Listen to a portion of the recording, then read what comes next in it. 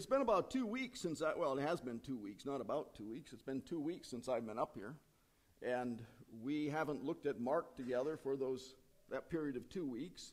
And you remember that the last time we were in Mark, the beginning, the first half of Mark chapter 7. We saw the issue of, hey, your disciples don't wash their hands before they eat bread. They're going to defile the bread. It's going to defile them. And Jesus said, hey, it's not what goes in that defiles. It's what comes out that defiles. What comes out of a man's heart is what defiles him. Well, we're going to finish up Mark 7 tonight. And so let's stand and we will read the text, Mark 7:24 through 37. It's a story about Jesus going into 2 different Gentile areas, and we're asking the question, whose Messiah is he anyway? Jesus got up and went away from there, that would be probably Capernaum, to the region of Tyre. And when he had entered a house, he wanted no one to know of it, yet he could not escape notice. So after hearing of him, a woman whose little daughter had an unclean spirit immediately came and fell at his feet. Now the woman was a Gentile of the Syrophoenician people, and she kept asking him to cast the demon out of her daughter. And he was saying to her, let the children be satisfied first, for it is not good to take the children's bread and throw it to the dogs. But she answered and said to him, yes, Lord, but even the dogs under the table feed on the children's crumbs. And he said to her, because of this answer, go. The demon has gone out of your daughter. And going back to her home, she found the child lying on the bed, the demon having left. Again, he went out from the region of Tyre and came through Sidon to the Sea of Galilee within the region of the Decapolis. They brought to him one who was deaf and spoke with difficulty, and they implored him to lay his hands on him. Jesus took him aside from the crowd by himself, put his fingers in his ears, and after spitting, he touched his tongue with the saliva. And looking up to heaven with a deep sigh, he said, Ephatha, that is, be opened. And his ears were opened, and the impediment of his tongue was removed, and he began speaking plainly. And he gave them orders not to tell anyone. But the more he ordered them, the more widely they continued to proclaim it. They were utterly astonished, saying, he has done all things well. He makes even the deaf to hear and the mute to speak. Okay, you may be seated.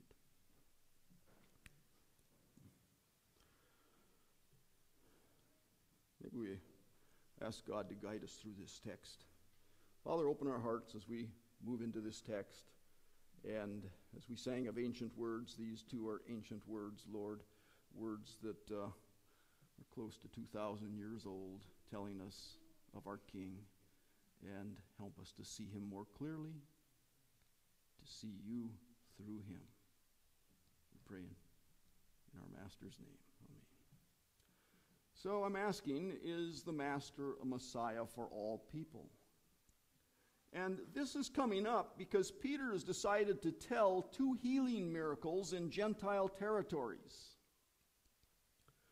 First, he's going to say that in the region of Tyre, the Master freed a young Canaanite girl from a demon. And in the region of the Decapolis, the Master opened the ears and mouth of a deaf mute. So starting out with the region of Tyre and the release that's brought to this Canaanite girl.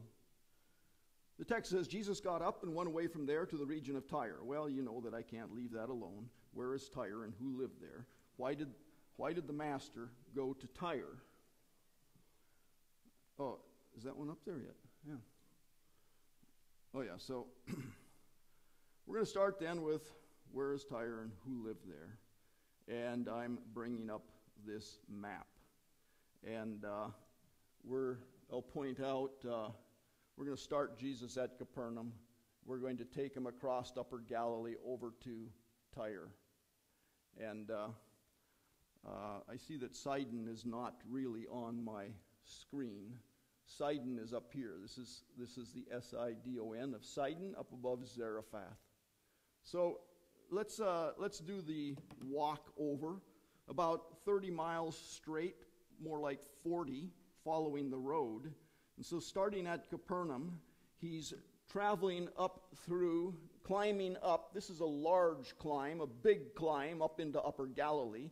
He gets up here and it becomes rather level. He comes to a village called Gischala. And we have the Dishon Canyon here. And after he crosses the Dishon Canyon, he's going to be moving on into Gentile territory. So to this point, he has been in Jewish Galilee, ruled by Herod Antipas, but when he crosses over, he'll be in the region of Tyre, Greco-Roman territory.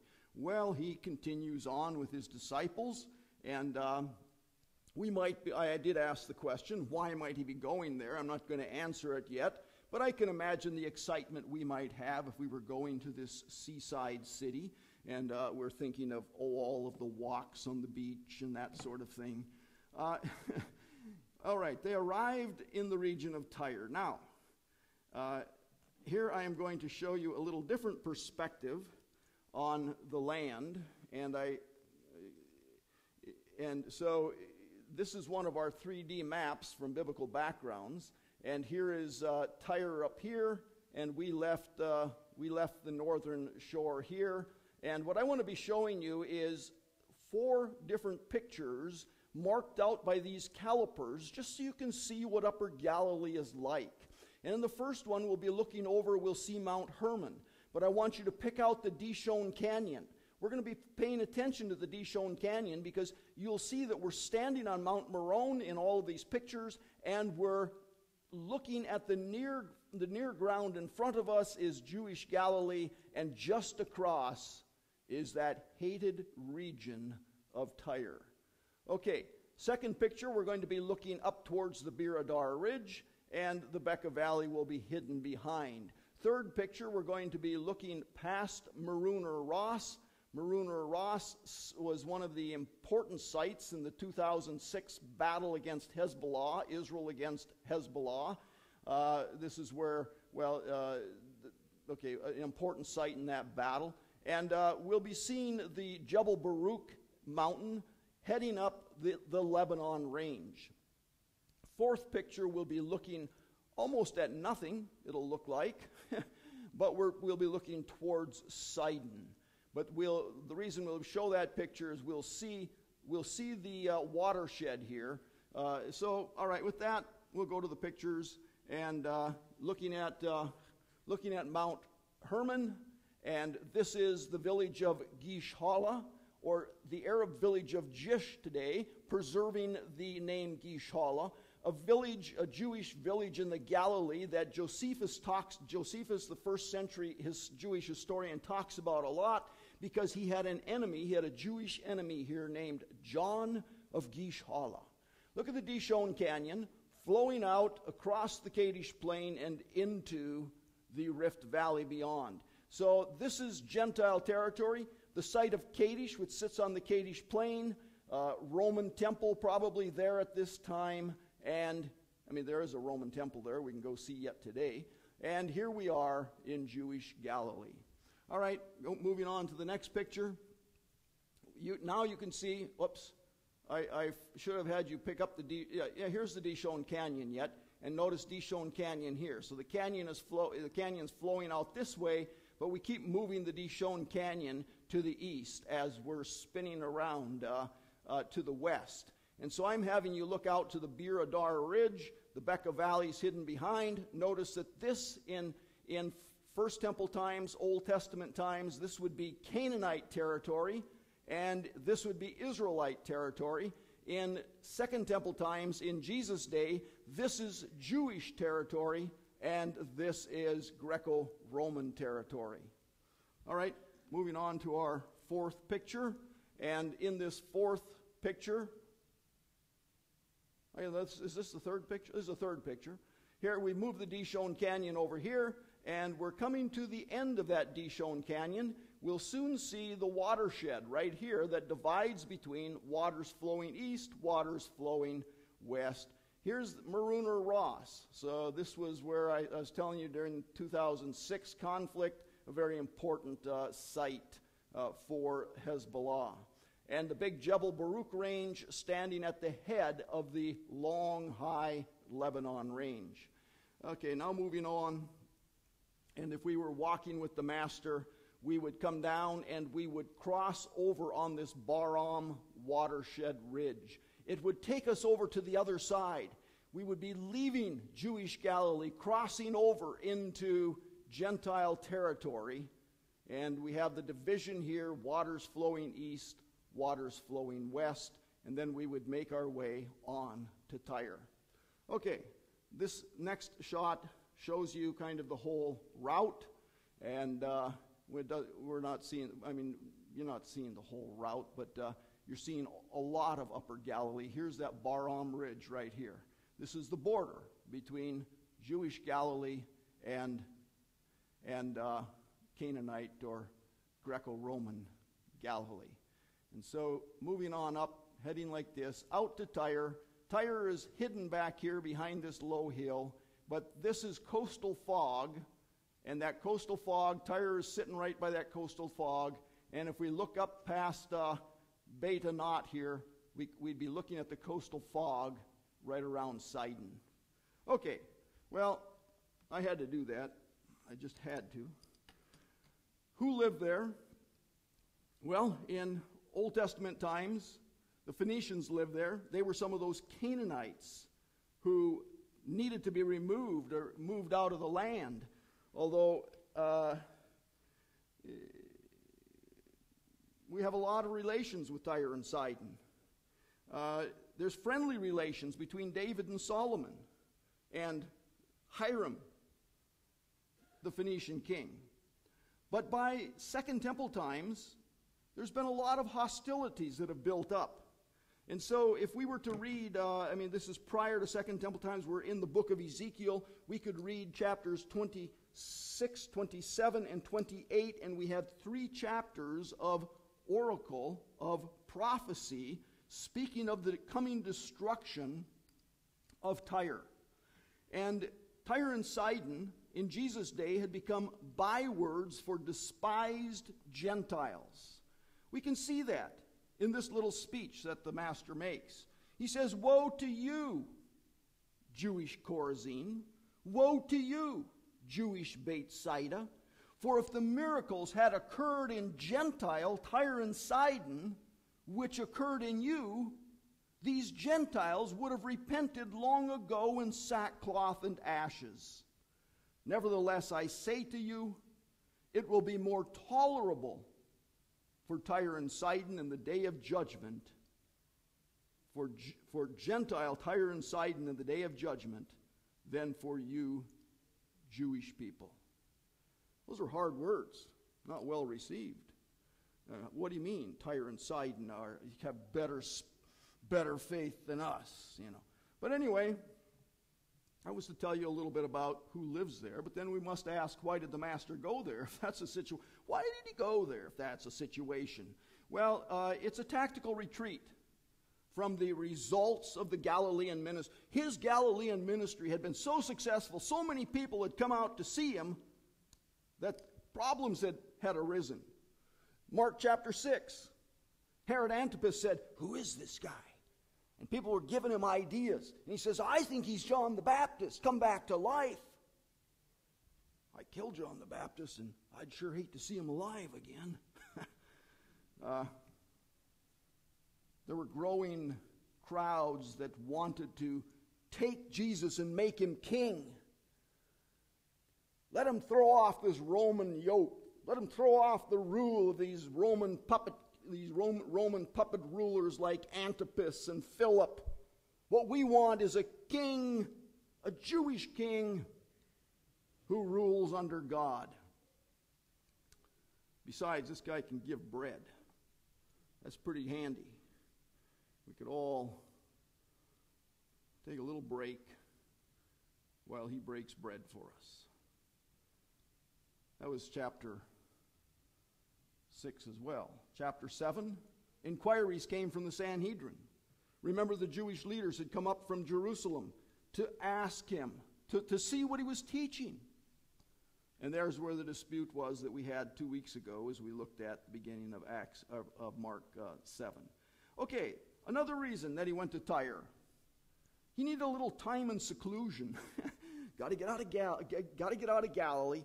Got to get away from concentrated Jewish settlement where crowds can form. He didn't want anybody to know where he was. Tyre provided a distant escape with a Jewish quarter.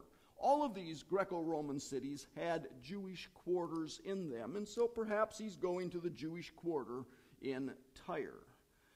Maybe it's a little seaside respite in which he can teach the 12. That's enough reasons to send him to Tyre and Sidon. Maybe he went there to encounter the Canaanite woman.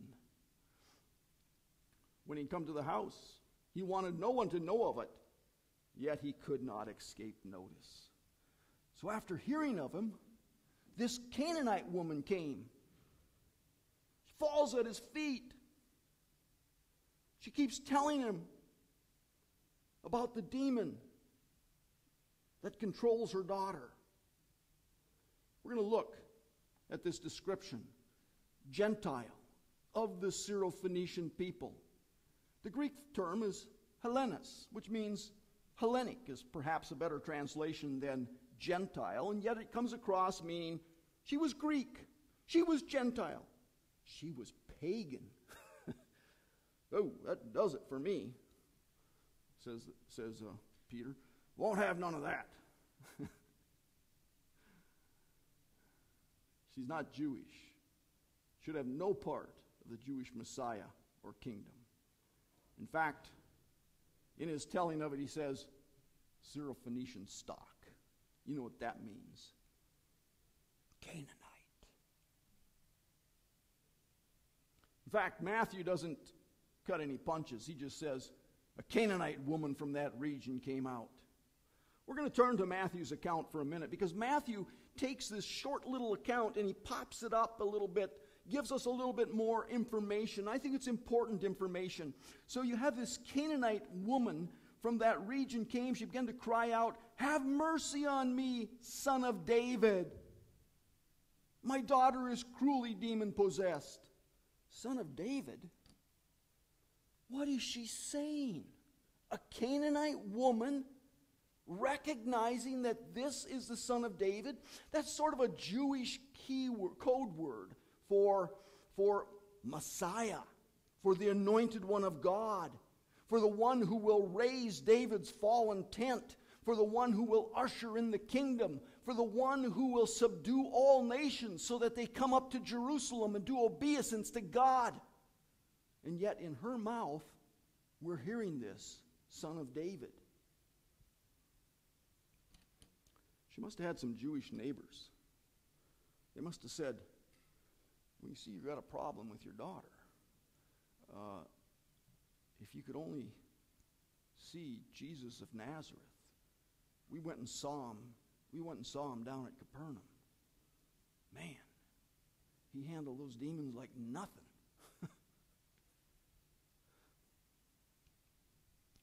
Says he did not answer her a word. Think about it. The Mark account is so brief, it's like instant encounter, instant rejection, instant response, instant healing. But here, I think he's going in and out of the house on occasion because, wait till you see what the disciples say next, and every time she's yelling, "Son of David, have mercy." And he's just, you know what it reminds me of? You walk the streets of Jerusalem today, and when you see an ultra-Orthodox on his way to the wall to pray, and he sees me, he turns, no, you guys are Gentiles, I turn my face aside, cover my eyes, and I hurry past, lest you should defile me before I get to my prayers. Okay? I mean, this is kind of the way I see him. She's yelling, and he's walking past. I don't know. Maybe not. But then it says, his disciples came and implored him, saying, "Send her away because she keeps shouting at us." And, I can see him saying to Andrew and Philip, they seem to be some real good servants, So, Andrew, you and Philip go out and get some bread. We need some bread and wine. Go out and get some. And so they go out, and her eyes pop open. I want to see the son. I want to see the Son of David. I want him to have mercy on my daughter. They come back, same thing. She's still yelling. It's going on for a couple of days, perhaps. It's too much. Send her away. But he answered and said, I was sent only to the lost sheep of the house of Israel.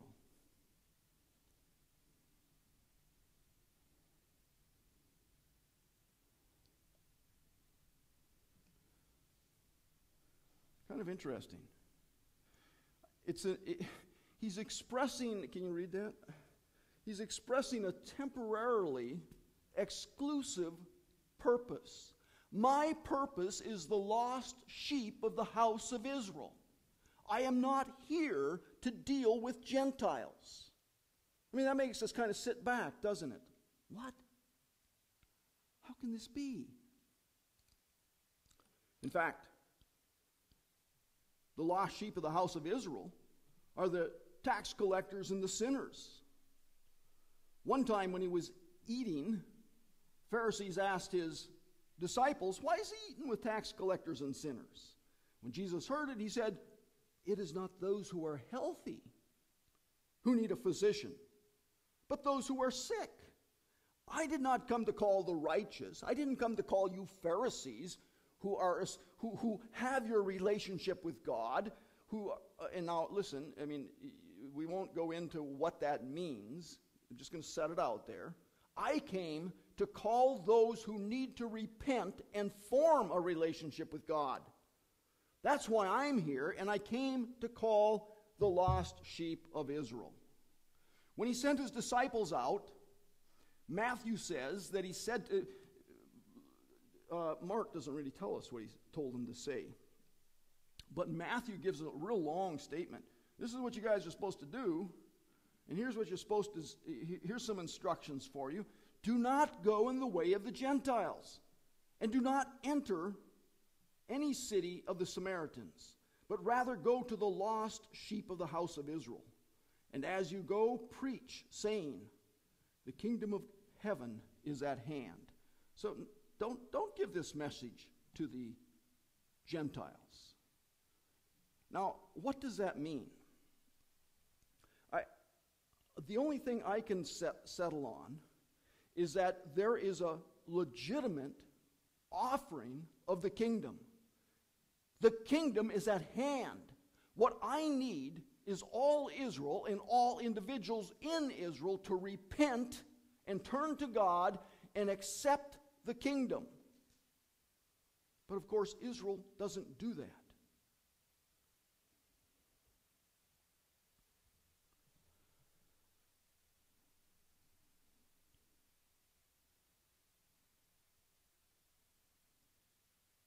So I turn to an eternally inclusive purpose.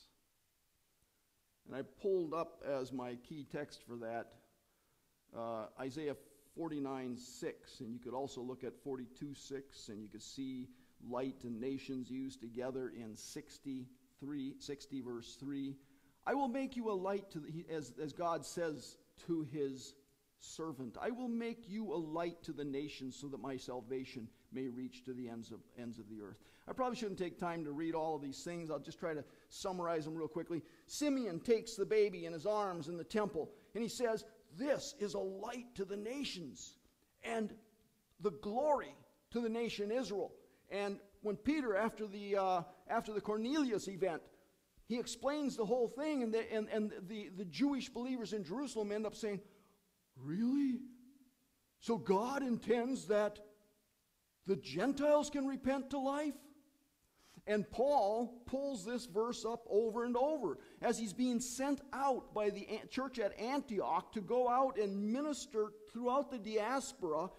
Paul says, this is as the Lord has commanded us. I have placed you as a light for the Gentiles, that you may bring salvation to the ends of the earth. When he stands before King Agrippa, he says essentially the same thing. The Messiah suffered, the Messiah rose from the dead, and he is the first to proclaim light to both this people, our people, the Jewish people, and to the Gentiles. And Paul says, my gospel, and Paul's gospel is this: Gentiles are included through Messiah. So, my gospel of Jesus the Messiah, revealed and made known through the prophetic writings by the command of the eternal God, so that all the Gentiles might come to the obedience that comes from faith. Okay, that's an eternally inclusive purpose. This is God's plan. We could start at the beginning and we could march through the scriptures and see him selecting a people through whom he works to bring the Messiah and to set up the kingdom and to bring in the Gentiles. Okay. I think I have another one. Oh, here it is. And yes, the Master proclaims the eternally inclusive purpose. I am a light. What I want you to do, he says at the end of Matthew, I'm sending you to go make disciples of all nations. In the book of Acts, the disciples say, are we close to that time when you're going to be restoring the kingdom? And, he should have said, has Israel repented? No, I'm sorry. He says instead, not for you to know, but what I want you to do is after you've received power from the Holy Spirit, then you're to be my witnesses both in Jerusalem, in Judea and Samaria, and to the remotest parts of the earth. So yes, now we are working with Gentiles. All right. She came, began to bow before him. I'm imagining that he leaves the house at some point. I don't think they let her in the house. I think he leaves the house, and she sees her opportunity, and she's just down, up, down, and flat before him. And she says, Lord, help me. And he says, let the children be satisfied first, for it is not good to take the children's bread and throw it to the dogs. Excuse me. This song's a lot like what he said in Matthew. Excuse me just a minute.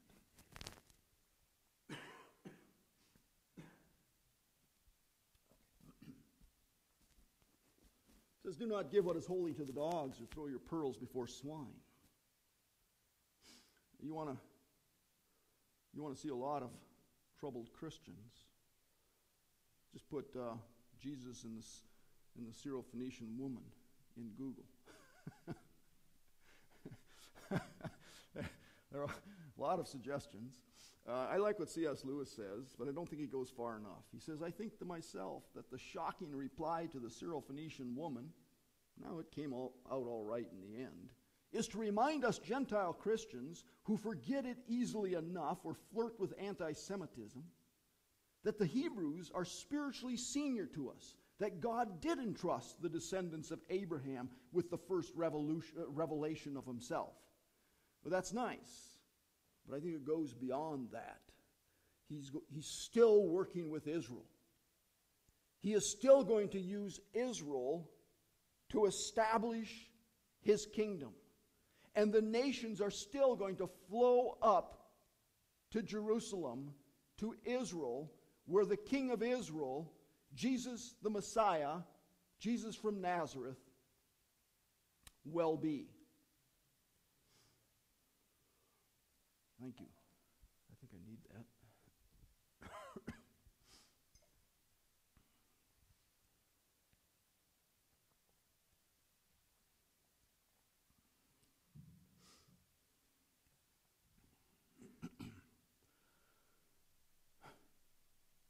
He was saying to her, let the children be satisfied. Let's look at the master's analogy, bread for the children. You have somebody who gives the bread, children's father, let's say. You have the children. You have the bread. You have the dogs.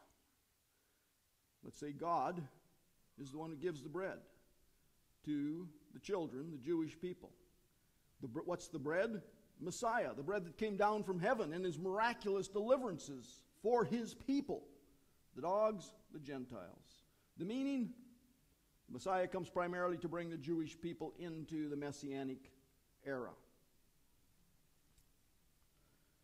Well, we're moving on. She answered and said, yes, Lord, but even the dogs under the table feed on the children's crumbs. How do you say that? Something for something. He pops off this analogy. She pops it right back, increases it a little bit, actually alters it a little bit. She completes the master's analogy. There's crumbs from the table. And so she says, there's a table. There's crumbs. What's the table? I know that you're planning a kingdom for your people. I know that the Jews will be feasting in your kingdom. But I also know that there's going to be crumbs falling off. And you know what? There's going to be gracious and miraculous deliverances here and there. And in the Messianic age, that's going to be true. She says, I could use a crumb right now. So she changes the meaning a little bit. The Messiah comes primarily to bring the Jewish people into the Messianic era, but Gentiles through faith may also benefit from his coming. And he said to her, because of this answer, go, the demon has gone out of your daughter. And going back to her home, she found the child lying on the bed, the demon having left. What should we take away from this story? We enter the purpose of God through calling on the Son of David. We recognize that Jesus is the Jewish Messiah. He's God's Messiah, but he is also our Messiah. And we call on him and we say, Son of David, Jesus of Nazareth, God's Messiah, I hold to you in faith. You are the one who can bring me to God. We Gentiles have a purpose. Let's not spurn it. I mean, if you've been in this movement long enough, whatever you want to call it, the Messianic movement, Hebrew roots, Hebrew Christianity, whatever you want to call it, there are more Gentiles in it than Jews in it, and the Gentiles all kind of look at the Jews with a certain amount of envy. Oh, if only I were a Jew, if I could somehow be a Jew. I'm looking through my roots. Be a Gentile. You have a purpose. Yeah, the Jews, they should come to they should come to the Father. We are drawn to the Father by what we see, and we are to God's glory redeemed Gentiles. A crumb of God's grace is sufficient for you. Grab it. God's grace moves you from a dog under the table to banquet guest. I love Psalm 113. The Lord is high. We're going to look at a little bit of it. The Lord is high above all nations. You got Jews. You got nations. His glory above the heavens. Who is like the Lord? So maybe it is the Hebrew saying, who is like the Lord our God, who sits enthroned on high, but who humbles himself to look into the heavens. I get the picture. He's above the heavens, we've already heard. He's looking into the heavens and onto the earth. He raises from the poor the dust, lifts the needy from the ash heap. He took me from the dust. He took me from the ash heap. He takes you from the dust and the ash heap. What for? To make us sit with princes, with the princes of his people. Well, we have to leave Tyre. We've been there too long, and we're heading for the Decapolis. Again, he went out from the region of Tyre and came through Sidon to the Sea of Galilee within the region of the Decapolis. Of course, I have to get you there. How did he get to the Decapolis? Where and what is the Decapolis? We'll try to do it very quickly. Here's where we left you at Tyre. We're going to move up the coast. We move up the coast to Zarephath. And certainly as he goes by Zarephath, if there was unlimited time, now we could spend time with Elijah at Zarephath. So, there's a parallel. Elijah goes to the widow of Zarephath, and he multiplies oil and flour for her, right? Or through at his word, God does that. And at his word, God raises her boy from the dead. So there are these parallels. Miracles being done for Gentiles. And Jesus even says that when he's in Nazareth at the synagogue. He says, weren't there any widows in Israel in Elijah's day that God had to send Elijah to the widow of Zarephath, to a Phoenician?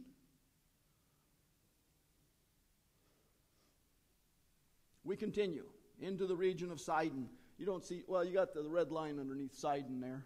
And so we're going to go up, we're going to hang a right just as we get up the road a little bit and start heading down for coming down past Nabatea, Beaufort, Abel Beit Maacah, down past Chatzor.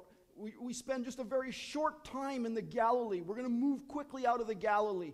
We're going to cross over here into Philip's territory. So at Beit Saida, we cross over into Philip's territory. We go down the side of the eastern side of the lake. We come into the region of the Decapolis, where we have a clustering of.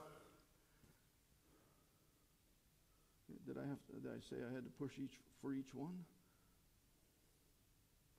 Where we have a clustering of these Greco-Roman cities of the Decapolis. What is the Decapolis? Very quickly, let me take you to this slide here.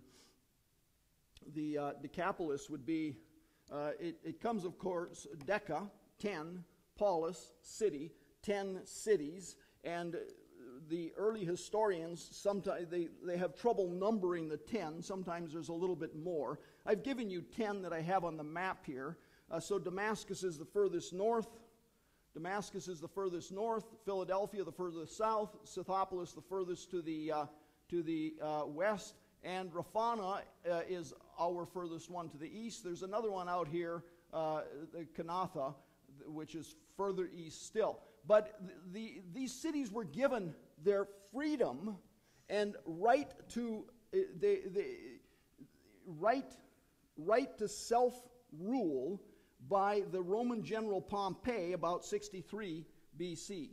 Now, how did the cities get established? Well, the Hellenistic rulers who had ruled from Alexander the Great right on down to that first century, so we have a couple of centuries there, 3 centuries, in which Hellenistic rulers are retiring their military people in these cities in order, because these are all sitting on important trade routes. So they're keeping control of the trade routes by placing their populations here. Well, you had Herod the Great, or you had the Hasmoneans fight with them and take over, the Maccabees, that is. You had the Herod the Great dominated them for a time, but they were released by, they're independent cities in Jesus' day. Okay, moving on to this one, I bring on a few of the Decapolis cities, and let's show you that we have some Jewish cities. I didn't put their names up, but these cities are mentioned in some rabbinic literature. And Jim and I, when we were getting ready to print this map last time, we were reading some of that stuff and pulling out some of these cities and plopping them where the archaeologists were saying we have Jewish remains. We aren't the ones who necessarily put the names there. Others have suggested that, but we wanted to see it in the literature and to put them on there. And so Matthew is going to tell us, departing from there. Where's there? Departing from Tyre and Sidon, Jesus went along the Sea of Galilee, and having gone up on a mountain, he was sitting there. So we're bringing him now down the eastern side of the sea, and he's going to turn and he's going to go up on the mountain. So I'm taking him up there in the midst of those cities, and maybe Matthew is also going to tell us large crowds came to him, bringing with them those who were lame, crippled, blind, mute, and many others. And they laid them down at his feet, and he healed them. Now you tell me, do you think there was one miracle there, or were there many miracles? Many miracles is what it sounds like, and yet Mark chooses to tell one. Matthew says there were many of them. Okay, so I had to show you a picture. This is you can see the road going up here. So this is Lake Galilee out here.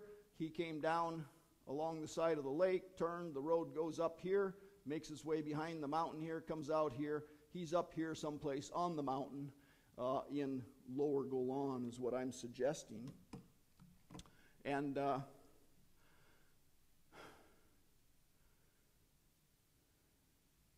here's what Mark tells us.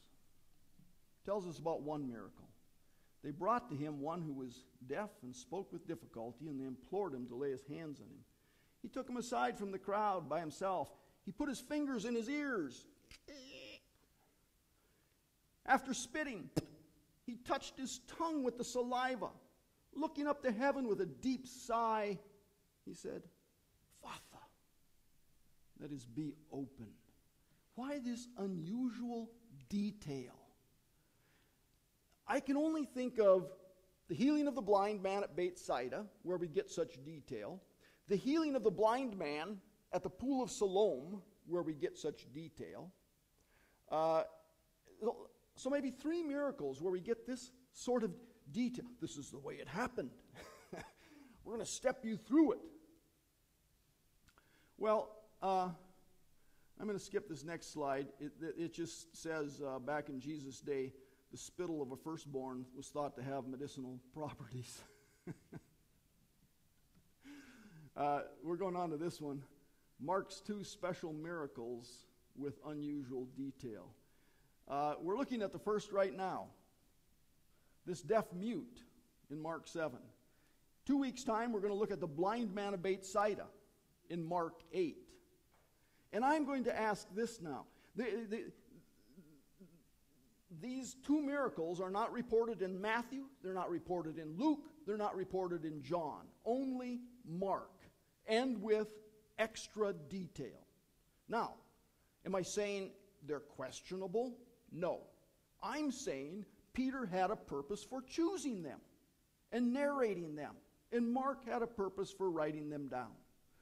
So I'm going to say, why did Simon Peter narrate these when no other Gospels do? Now, some time ago, years ago, I decided that the blind man of Bethsaida was an illustration of what the disciples were at that time. It was a 2-stage healing at Bethsaida. Jesus touched his eyes. He said, "What do you see?" "I see people, they look like trees." Well, not a very good job there. He has to touch them again. Okay? But what does it illustrate? It illustrates that the disciples could see that this was Messiah, but they could not see clearly what Messiah must do. Okay? So I had never looked much at the deaf mute. My brother trotted that out, paralleled it with mine, and he says it's to symbolize the education of the 12. How so? Well, I set this chart up so we could see what he was saying. You have a deaf mute, you have deaf disciples. You have a physically deaf man, you have spiritually deaf disciples. Why are they spiritually deaf? They struggled to understand the advent of the kingdom, how the kingdom was going to come about. They needed further explanation of the parables. What do you mean by that? They would ask, and Jesus would tell them in the house, "You don't understand." They did not understand the purity of heart thing. Jesus had to explain it to them in very explicit terms. It's not what goes into the stomach and into the latrine that makes a man impure. It's what comes out of his heart. They did not understand about the loaves in Mark 8. We'll see that next week. I'm not sure I understand about the loaves. We'll see if I understand by next week. They did not understand Messiah's mission. Okay. Jesus took the man aside, and he repeatedly took the 12 aside. He explained parables alone in the house. He took them by boat to escape crowds so that he could teach them, so they could debrief after their ministry trip. He took them alone to Tyre and Sidon with intent to teach them. He put fingers in his ears. The Master laid his words on his disciples. As disciples, they were to learn his words. And the Master said 3 times in their presence, "He who has ears to hear, let him hear." The Master put spittle on the mute's tongue. The Master put his sayings in the disciples' mouths. And they were sent out to say essentially what Jesus was saying. Repent! The kingdom of heaven is at hand. So yeah, I think it probably could be a miracle that would symbolize the education of the disciples. It says his ears were opened, the impediment of his tongue was removed, he began speaking plainly. He gave them orders, don't tell anybody. But of course they had to tell people. You can't see things like this and not tell any. They were utterly astonished, saying he has done all things well. It makes even the deaf to hear and the mute to speak. This is yanking right out of Isaiah 35 promises of the kingdom. At that time, the ears of the deaf will be unstopped.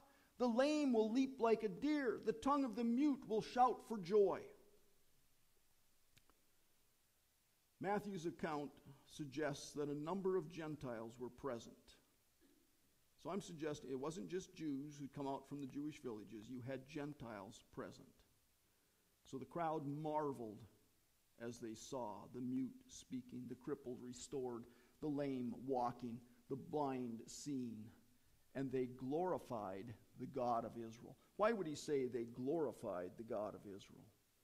Well, if it was Jews, they glorified God. But they glorified the God of Israel. They say Israel's God is true. Israel's God accomplishes his purposes. We can believe Israel's God. They glorified the God of Israel. What should we take away from this story? I'm going to say seek continually to have your ears open fully to God's program. You'll run into a lot of people in life, and especially in the believing community, who know God's program completely. Do not walk as if your truth is God's truth. You may need your ears opened. As you learn more of God's truth, glorify the God of Israel. If the truth is not glorifying the God of Israel, it may not be God's truth. What does it mean to glorify? It means to, I've already tried to state it, I'll state it real. Glorify is give substance to. God is invisible. How do you give substance to him? You say, I see his hand and his power now. I sat there during our thanks time to God, and I'm searching in my mind, what has God done for me this week? What has God done? I know he's rescued me here and there, and there's all sorts of events I should be able to name, but my mind goes blank, and it's like, why can't I give glory to the God of... He's real because he has accomplished things in my life this week.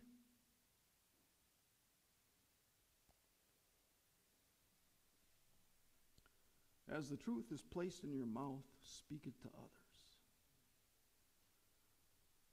Is the Master a Messiah for all people? Yes, in God's program, he is the Messiah for all people.